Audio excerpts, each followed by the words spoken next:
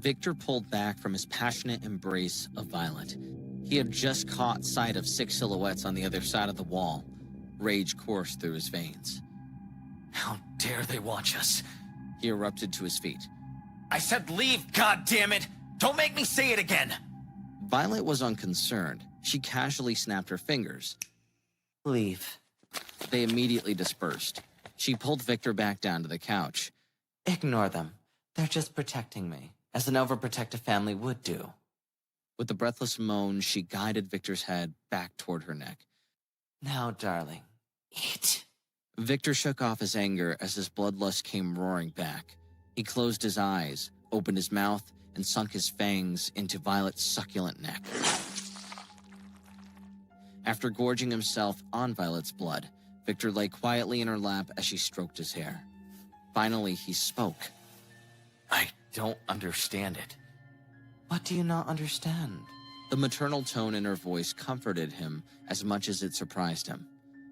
It's just, I've always been a calm, rational person. My mom taught me to use my head in any kind of situation. But I don't understand why I'm losing control of my emotions. Violet smiled and rubbed his chest. You're doing better than most newborns. Don't worry, this is normal.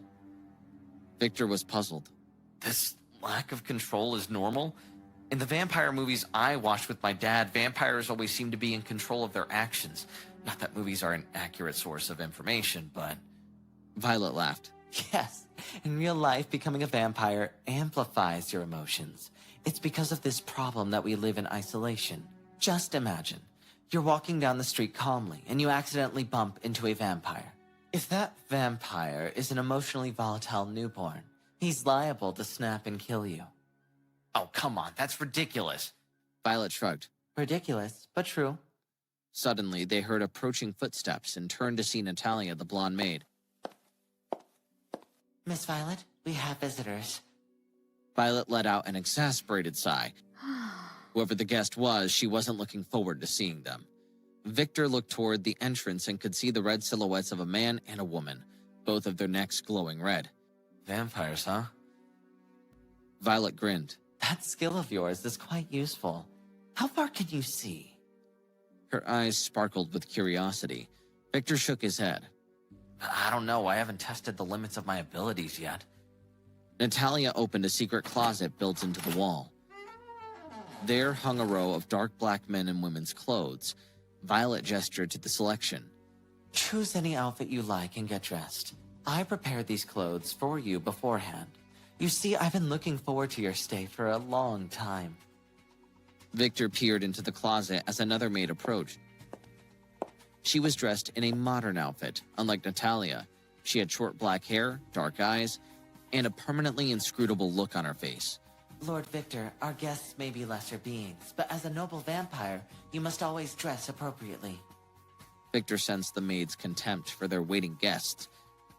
What's your name? And why do you call me Lord? My name is Kaguya.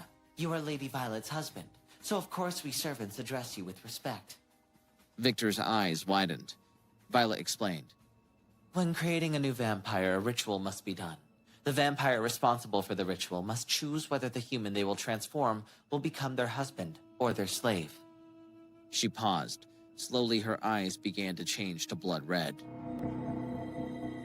When I turned you into a vampire, I chose you to be my husband. The word lingered. Victor's eyes also began to glow red. He felt an emotion he couldn't explain. It's like I'm being filled with another life. It's such an odd sensation, but also exhilarating. It's the same feeling I get when I feed on Violet's blood, but somehow different. It's like I'm feeling emotions that aren't my own. I feel happiness, love, and obsession coming from Violet. Violet stared into his soul. Can you feel it? Pure love and desire radiated from her voice. He felt a growing heat emanate from her body. I can feel Violet. I can feel all the emotion she is transmitting to me. But when I turn my head around the room, I can feel other faint sensations too. Like a connection from somewhere else. But where? Violet rested her hand on his cheek and turned his head to face her. This is proof of our connection. From the moment I turned you into a vampire, you became my husband for all eternity. You became my darling. A smile stretched across Violet's face as she looked at him with a dominating stare. She was beautiful, but there was an undeniable fury within her. Victor nervously smiled back. He stammered. It sounds like we'll be together for years to come, so I hope you take care of me. He was uncomfortable. He didn't know what it was like to have a girlfriend, much less a wife. Violet embraced him in a jubilant hug. Yes, of course I will take care of you, my darling. Victor had triggered some kind of a strong reaction from Violet. She hugged him and sniffed him. Repeating the word, Darling. she ran her hand across his body, exploring every curve and fold. He ran his hands through her white hair.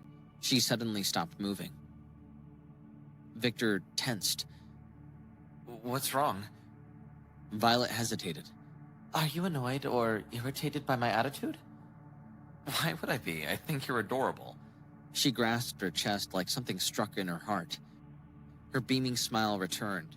She was lost in an amorous trance. She snapped her fingers and suddenly Victor found himself dressed in an elegant black suit. He was shocked at his appearance. He glanced over to see Kaguya holding his old clothes. Wait a second. That's my underwear. How could I not feel her undressing me? He turned to Violet. What just happened? She giggled, still in a dreamlike trance. Kaguya shook her head and whispered to Natalia. Lady Violet is definitely at the point of no return. Natalia nodded and whispered back. I think we should notify her parents. Violet pulled Victor back down onto the couch, tightly clutching his arm.